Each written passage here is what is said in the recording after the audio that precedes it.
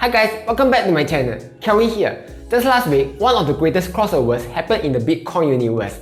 ARK Invest CEO Cathie Wood, Techno King and Dogecoin pumper Elon Musk, Twitter CEO and Square CEO Jack Dorsey met up online to discuss about Bitcoin. I will link the full video down below if you want to watch it. The whole discussion was about 1 hour long, and incredibly, I watched the whole thing.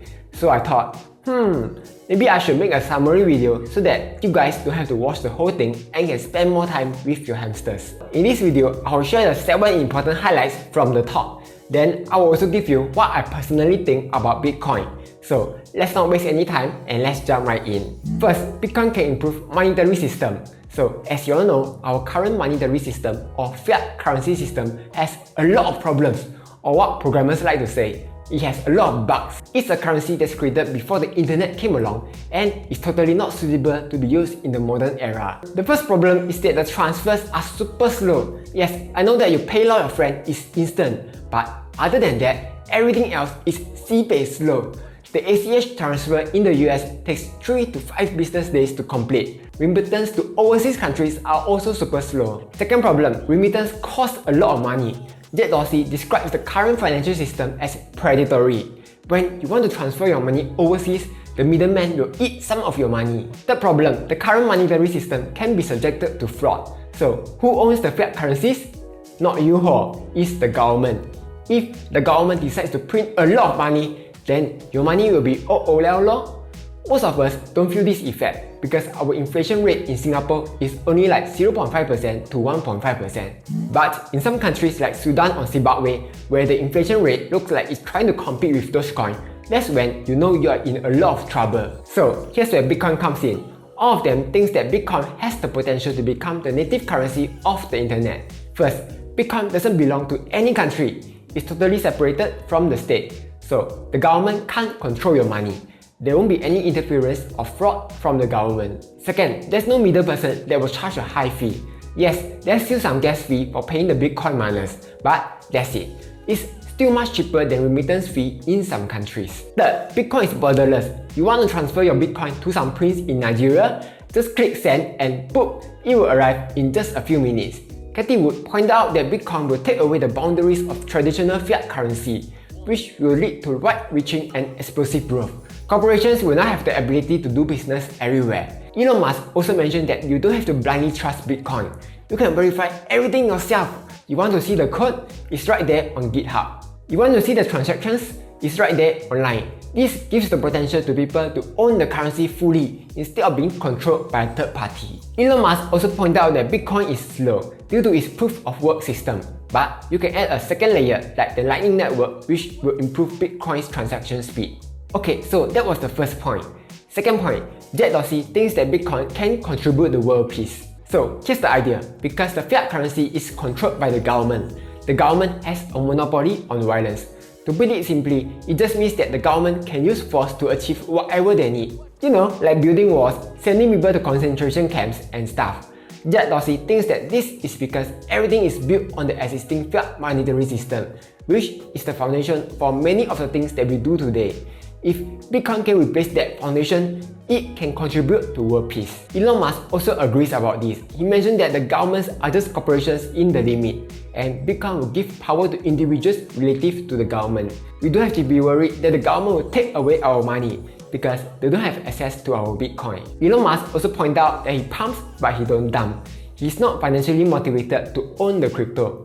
That's why Jack Dorsey and Elon Musk are not treating Bitcoin as an investment which will only go up in value, but rather it's a chance to achieve world peace. I find this quite interesting. The reason I own Bitcoin is because I think it will go up in value. Yes, sure, Bitcoin could contribute to world peace, but my main purpose of owning it is just to quack big. I also asked this question on YouTube, and most of you guys also own Bitcoin to earn money. Only a minority own Bitcoin because it's good for the world. Next, Bitcoin energy problems. So a while ago, you might have known that Tesla stopped accepting Bitcoin because they think that most of the Bitcoin mining are being done on fossil fuels. And because Tesla is a renewable energy company that is trying to accelerate the world's transition to sustainable energy, they cannot accept Bitcoin if it is bad on the environment. During the discussion, Elon Musk pointed out that Tesla will resume payments if Bitcoin mining is done on at least 50% renewable energy. He sees a positive trend that more and more miners are using renewable energy.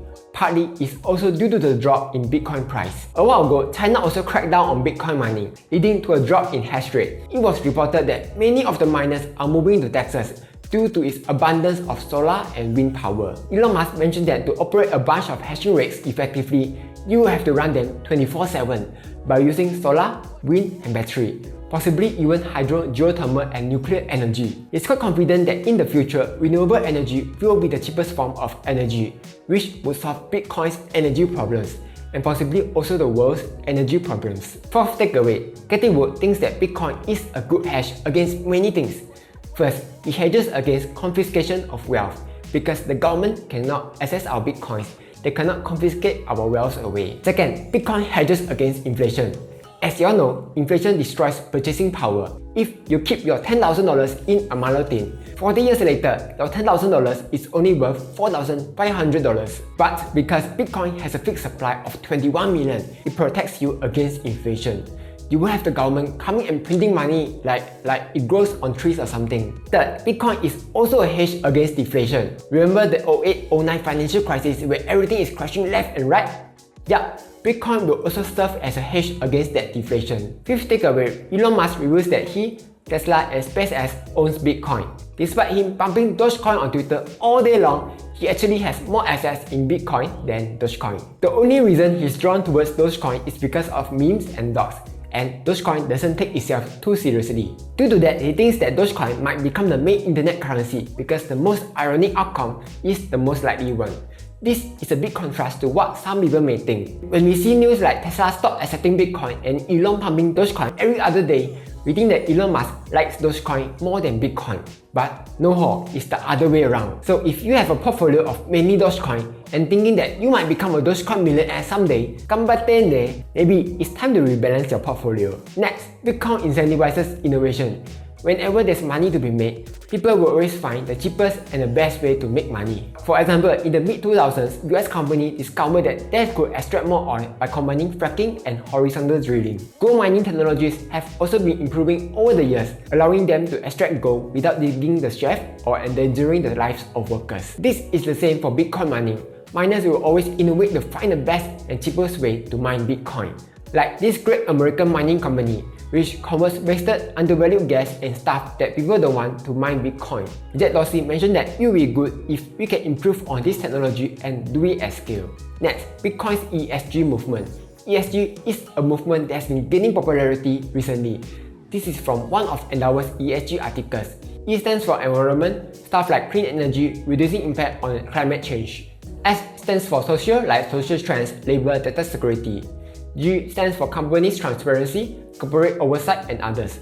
ESG is important because it's better for the environment while providing positive social impact at the same time. Cathie Wood mentioned that Bitcoin is in line with the ESG movement too. In terms of environment, Bitcoin is moving towards clean energy. In terms of social, Bitcoin has the potential to contribute towards world peace. There's 4.3 billion people who are hostage to the authoritarian regime and 1.3 billion people who are living in double digits or triple digits inflation countries. Bitcoin allows access to payment technology without friction, fraud or government interference. It also empowers both the economy and the normal people. In terms of governance, Bitcoin has a very transparent ecosystem. The developers are constantly debating what's the correct way going forward, unlike the current financial system. According to Cathie Wood, the developers chose to develop Bitcoin instead of working at high-paying jobs like Google or Facebook. And also, in 2019, when Binance was hacked, Binance suggested to reorganize Bitcoin so that they can undo the hack to recover the money. But the developers be like, no, we don't do that here. They wouldn't allow that to happen. This shows that Bitcoin is not easily manipulated, which is good. Those were the 7 highlights from the discussions. So, what are my thoughts on Bitcoin?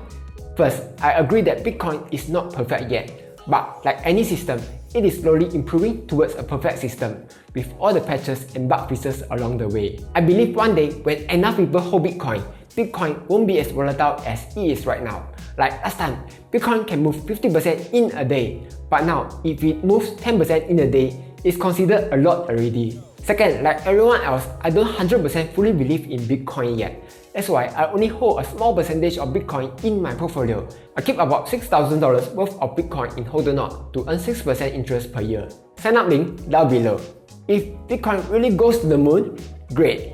If it goes to $0, sure, I'll cry myself to sleep for 1 or 2 days, but it won't KO my entire portfolio. Third, I believe there's a possibility that some other cryptos can come along and replace Bitcoin. In the end, Bitcoin still functions mainly as store of value compared to Ethereum, which functions as utility, which is not easily replaced. I won't be surprised if one day Bitcoin is replaced by some other coins in the future. But for now, Bitcoin is still the leading crypto, and that's why I'm still placing my bets on Bitcoin. So, what do you think about Bitcoin? Will it really be the currency of the internet? Let me know down below. And that's all for today. Like, share, and subscribe as I'll be posting new videos every Monday, Wednesday, and Friday.